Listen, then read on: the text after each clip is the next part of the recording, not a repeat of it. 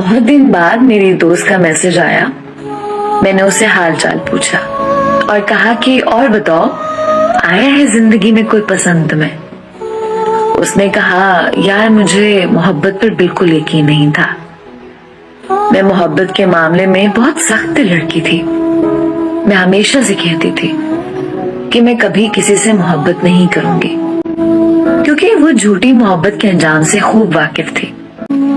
उसने मुझे कहा कि मोहब्बत सिर्फ नाम की मोहब्बत होती है, क्योंकि आज की मोहब्बत में सिर्फ धोखा है, फरेब है, इससे ज्यादा कुछ नहीं। वो कहने लगी, यार लेकिन ये सब मेरी बहुत पहले की सोच थी। अचानक से मेरी जिंदगी में एक लड़का आया। उसने मुझसे कहा कि मैं आपसे बहुत मोहब्बत करता हूँ, लेकिन मैंने उसे मना कर दिया। मैंने उस लड़के से कहा, मुझे यकीन नहीं मोहब्बत पर। उसने बहुत यकीन दिलाया अपनी मोहब्बत का। मेरे सामने गिड़गिड़ा कर रोया।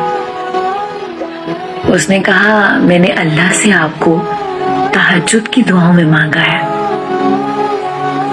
ये सुनकर पता नहीं मुझे वहां क्या हुआ, और मैंने उसे हाँ कर दी। आज 5 महीने हो गए, हम बहुत खुश हैं। एक दूसरे से लड़ते झगड़ते हैं, पर एक दूसरे को छोड़ नहीं सकते। हत्ता कि एक दिन उसने अपने अम्मी अब्बू को भी बता दिया हमारे रिश्ते के बारे में, और इस बात की वजह से मेरा उस पर और उसकी मोहब्बत पर यकीन और भी ज्यादा बढ़ गया। मैंने उस दिन जान लिया था कि सब लड़के एक जैसे नहीं होते।